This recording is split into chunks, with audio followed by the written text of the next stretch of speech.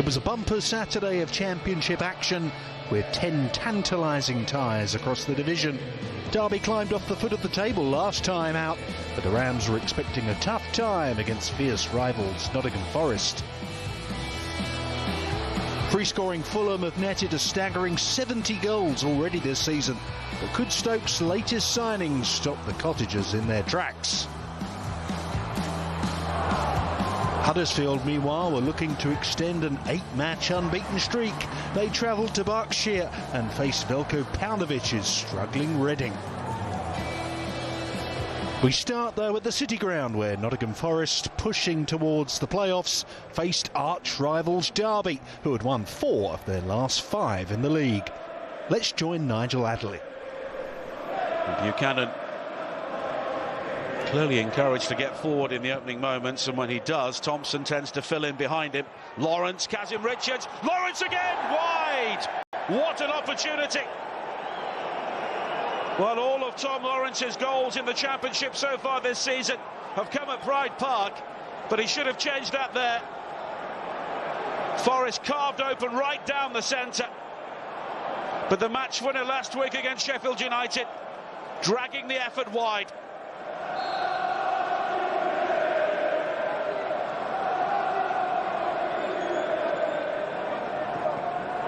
Garner will take it. Play back in by McKenna. It drops to Cook. It's deflected for Graben. And yet again, Lewis Graben in the right place at the right time. And it's Forest who lead in the East Midlands derby.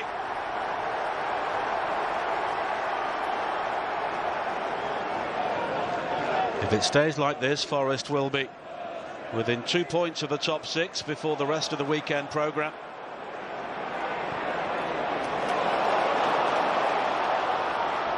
Now there is space for Zinkernagel. Graben waiting inside the area, but it's finished off by Johnson. And yet again, the East Midlands belongs to Nottingham Forest. Their domination of Derby County continues. Lawrence. Plange. Now Lawrence again. Penalty. Steve Cook with a challenge. And this could be a very late lifeline for Derby County. No complaints from Steve Cook, and that's why. Tom Lawrence will take it. Plenty going on outside the penalty area. Lawrence makes no mistake, and Derby County suddenly have hope in this game. Samba and Lawrence then tangle. A very precise penalty. Lawrence quickly into the back of the net to retrieve the ball, and then he was obstructed by Samba. And really, the Forest goalkeeper had no place to get involved there. Everybody back now for Forest. Bird. Morrison lunges into the challenge on Zinkernagel, and the cards will be flourished here for Ravel Morrison, and it's red.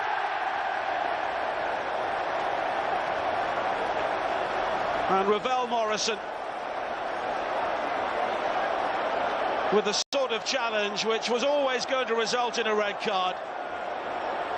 Losing the ball late in the local derby, showing his frustration. And a team lacking numbers will now be without Ravel Morrison for the foreseeable future. Hull City may have celebrated coming under new ownership with a win in midweek, but could they make it 2 out of 2 by picking up all 3 points on the south coast? Well, it looked unlikely in the first half, with the Cherries bossing things. Dominic Solanke had a great chance to open the scoring, only to steer his header wide. In truth, Bournemouth having a bit of a blip with only 2 wins from their last 9 league matches, and it's not hard to see why. Chances not being taken. After Solanke's miss, Emiliano Marcondes rattled the post. A scoreless first half then. Home gaffer Scott Parker could hardly bear to look. Maybe he knew what was coming. The host looked edgy the longer it went on, and with 13 minutes to go, the Tigers pounced on a turnover. Tom Eaves fed Ryan Longman, and there was only one thing on his mind. No stopping that one, and no stopping an upwardly mobile Hull City. What a difference a new owner can make. As for Bournemouth, they need to find their own difference maker. QPR have a superb record of being the only Championship club to have scored in all of their away matches. Backed by a fantastic 4,000 travelling fans, it didn't take them long to keep the run going. Just 6 minutes on the clock when Andre Gray scored in front of those Ars fans. That was his 5th of the season, and of course all of them have been scored on the road. The QPR supporters were certainly in the right stand. Just after the break, they had front row seats for the second goal of the match. A peach from Jordan Shipley, but not one that they would have enjoyed. The journey back to West London was enjoyable though, thanks to Albert Adoma's winner, which came in the 88th minute, although there were an additional 16 minutes played due to a medical incident in the home end. QPR have now won 4 in a row in the league.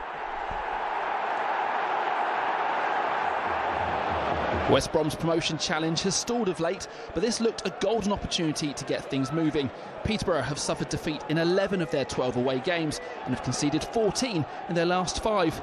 Daryl Dike is the man tasked with reigniting West Brom's season, the American spurning a great chance after just 10 minutes. It looked like it was going to be another frustrating afternoon in front of goal for the home side. They really needed one just to go off someone's shins. Those were the shins of Cedric Kipre. Not that anyone in blue and white would have cared how it went in. You could really sense the relief around the Hawthorns lifted. That just their second goal in the league in the last 5 games. For the visitors, it was that familiar sinking feeling on the road. Matthias Pereira picking up a loose ball. He picked out Karlan Grant, who had far too much time and space. He'd no problem finding the finish to make sure of the points 5 minutes from time. That's his 10th of the season, but just his first since the start of December. It was a much needed win for the Baggies' boss Valerian Ismail. They hadn't won any of their previous 4 before this afternoon. Grady Diangana curling the ball beyond Stephen Bender to put the icing on the cake of what was a dominant performance. A very relieved manager and home support who'll now be hoping they're able to kick on following a sticky patch. Having scored 19 goals in just 3 games, EFL leaders Fulham now had Stoke in their sights. They travelled to the Potteries with confidence sky high. Harry Wilson and Alexander Mitrovic, both absent today, have scored exactly half of Fulham's 70 goals this season, the most of any second-tier side since Sheffield Wednesday in the 1950s. Josh Tymon for Stoke. Looking for Wright Phillips, and Stoke lead after just 36 seconds.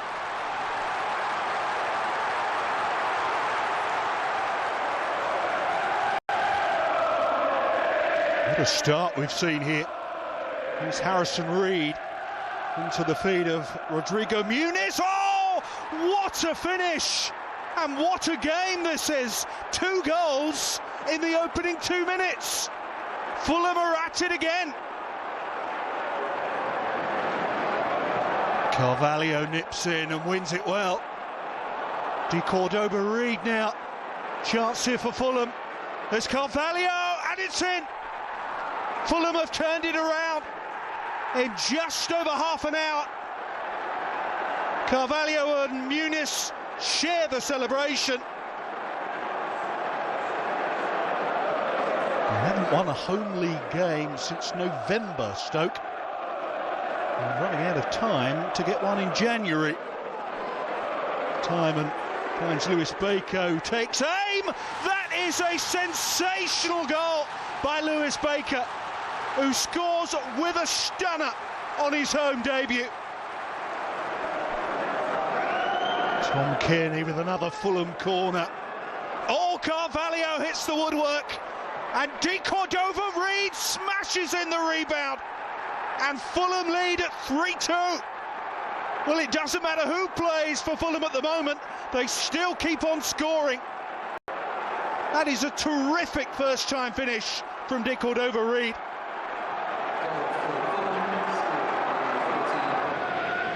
Sheffield United's first home game in 55 days saw them face a Luton side chasing a 5th win already this year.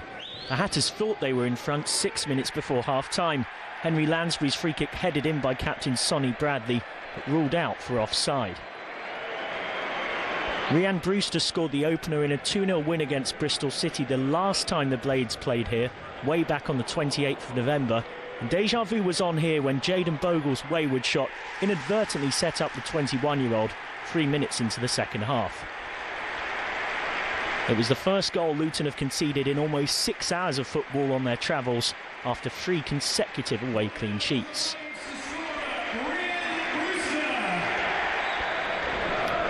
Three minutes later, Oliver Norwood's dead ball delivery turned into the rarest of treasures, a goal for Jack Robinson.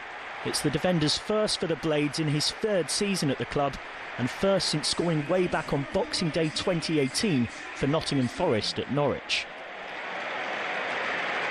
Just after the hour mark, things went from bad to worse for Luton, as defender Rhys Burke was shown a straight red card for bringing down Brewster. A first win in 4 for the Blades, a first loss in 6 for Luton.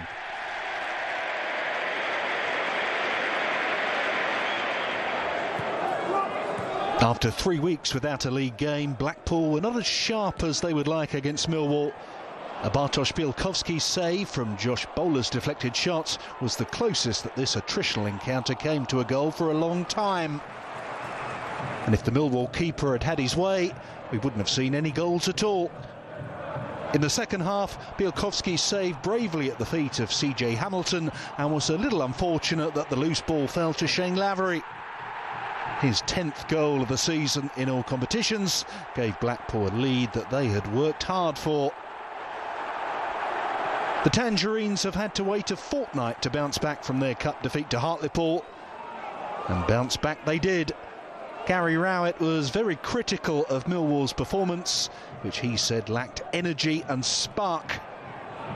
An enterprising run from Tyler Bury almost led to a Millwall equaliser, but Daniel Grimshaw's save ensured that Blackpool start the year with back-to-back league wins, something they haven't managed in over 2 decades. Still to come, the rest of the championship action, including a basement battle between Birmingham and Barnsley.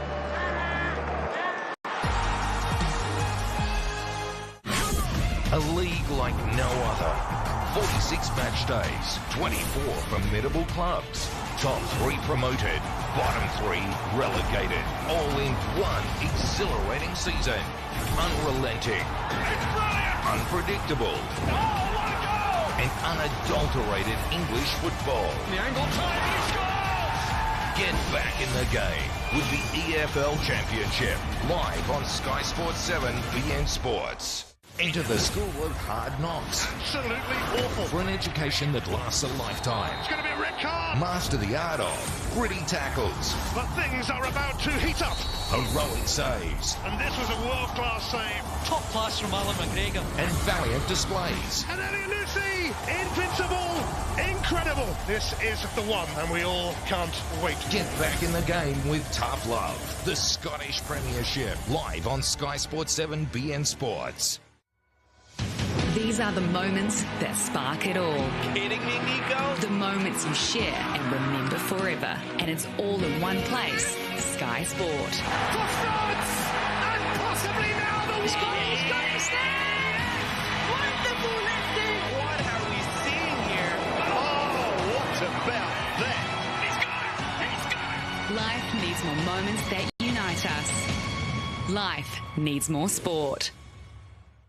The Olympic Winter Games Beijing 2022 are on. And as the official broadcaster, all the action is on Sky. With 6 channels of Olympic Winter Games coverage. Beijing 2022, live on Sky Sport.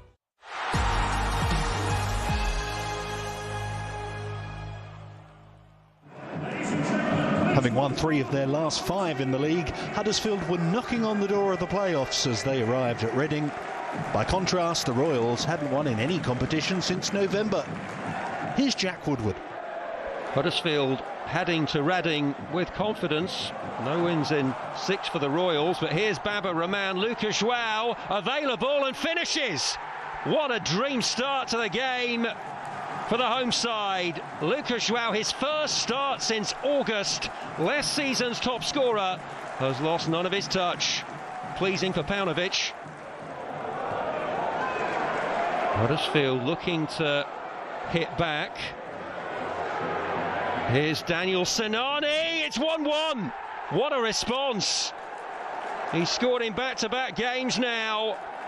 There's a reason the Terriers are unbeaten in 7 league matches. Yes, it deflected, but they're level. Ball squeezed out well here. Sorba Thomas. Second bite of the chariot. Breaks for Danny Ward. What a turnaround.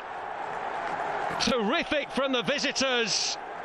And with this sort of goal power, Carlos Corberan's men are surely promotion contenders. It was messy from the hosts. John Swift. George Puskas now. He'll go for glory! 2 apiece. Well, it's a great name. It's a great game. A real pendulum swinger. A humdinger. Ball whipped in. The keeper's made a mess of that, and Ward says thank you very much. His second of what is becoming an amazing afternoon. His 9th league goal of the season. It's a horrible moment for Luke Southwood. He claimed the ball, fell to the turf, spilled it, and Ward reacted.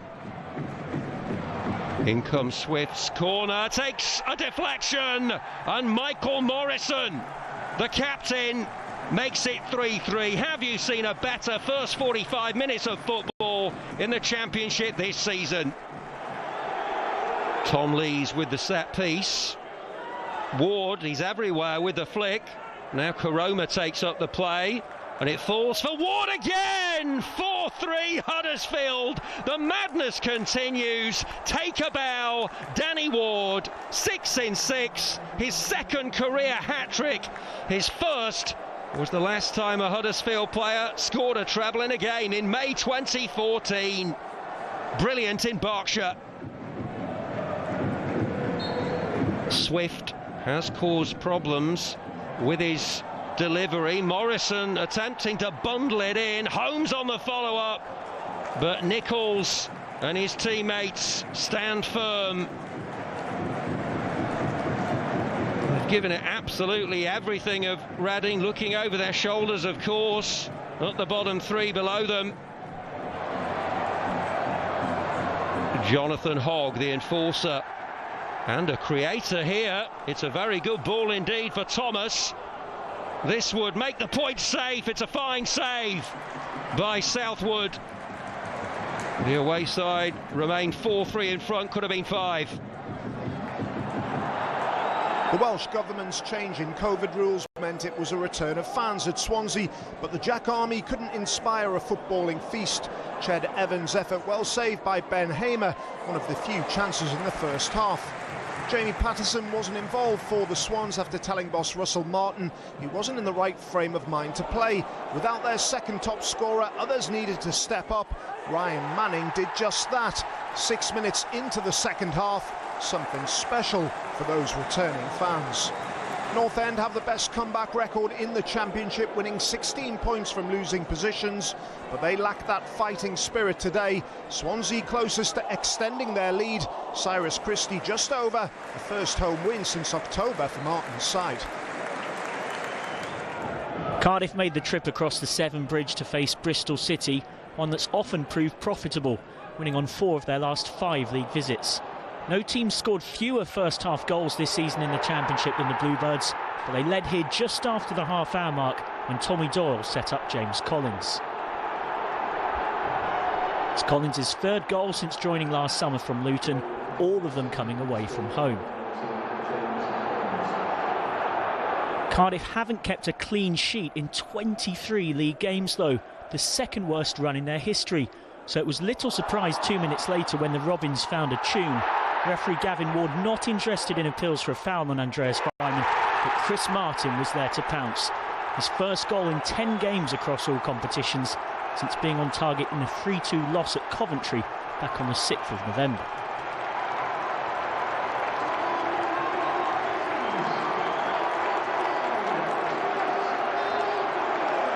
Just before half-time, Bristol City nearly had the lead.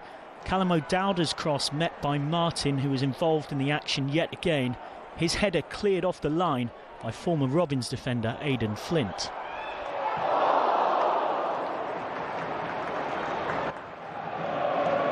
After the hour mark, Bristol City were in front when Antoine Semenyo set up more Martin magic, an emphatic finish taking him on to 7 goals in the Championship this season.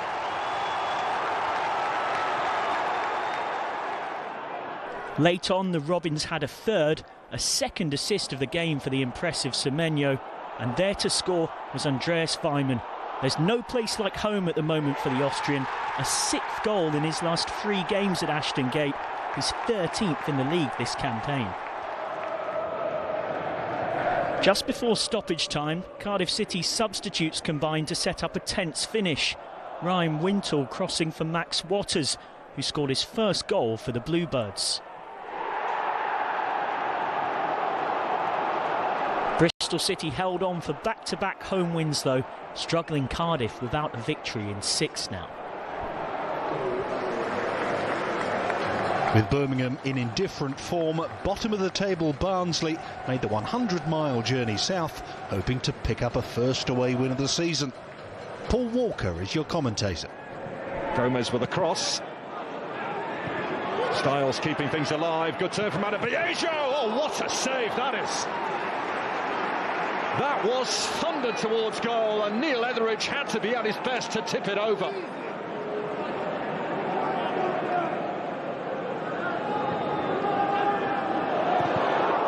And Barnsley trying to play out, and they've been caught out. It's James, chance to pick his spots, and it sails wide.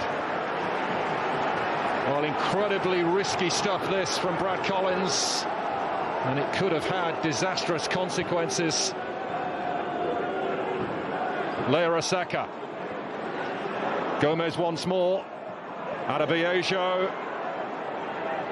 Now Morris took a deflection. Good save as well from Etheridge. Great reactions from the Birmingham keeper. They worked this well enough. Carlton Morris with the instep. Took a horrible deflection. Good hold-up play from Jukovic. Hernandez flying up on that left side. He's got clear of Jordan Williams. And he scores! Exactly what these supporters needed to see. Something to smile about at last. And Onel Hernandez opens his account for Birmingham. Terrific work in the build-up from Lucas Jukovic. Held it up, had the awareness to pick out Hernandez. And it was a composed finish from the Cuban.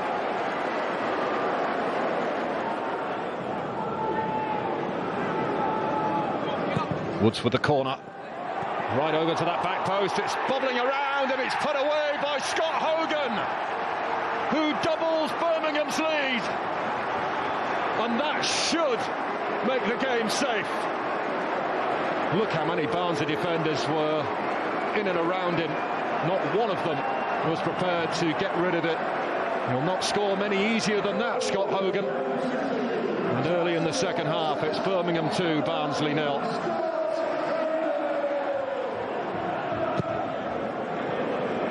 Collins loops the free kick into that Birmingham box. Where will it break? Adebayo! A bit of hope for Barnsley. They've got less than 5 minutes to salvage something from this. It's Victor Adebayo who gives them a flicker at St Andrews. It's sat kindly for Adebayo, who finished really well.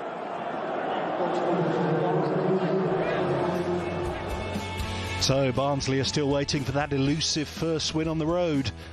Their Yorkshire rivals Huddersfield have no such worries, thanks to that Danny Ward hat-trick at Reading. By recent standards, only 3 goals for Fulham was a bit of a disappointment, but it was more than enough to keep them top of the Championship. In fact, thanks to Bournemouth's defeat, Fulham have extended their lead at the top to 8 points.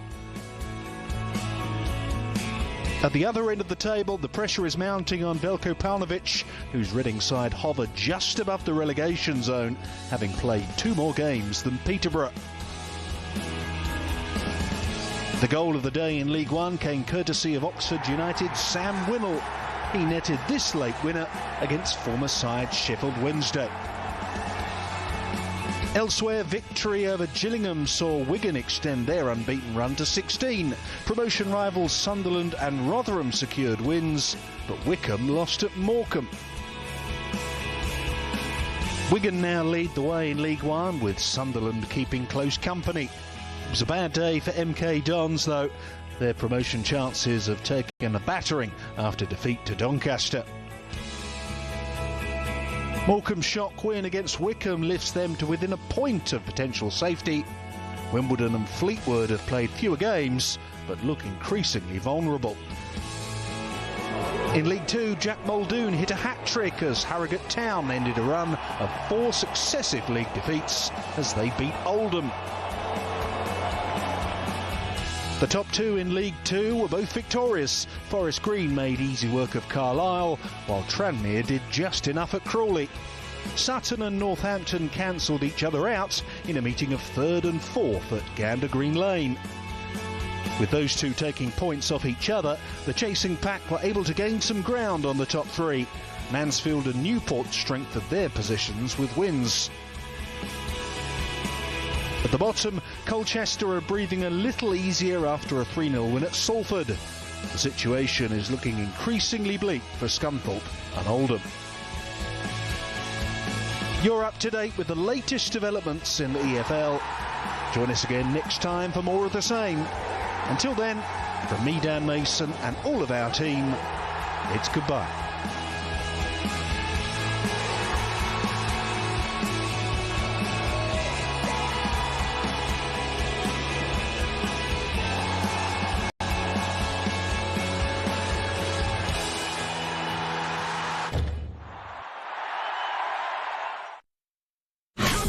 A league like no other.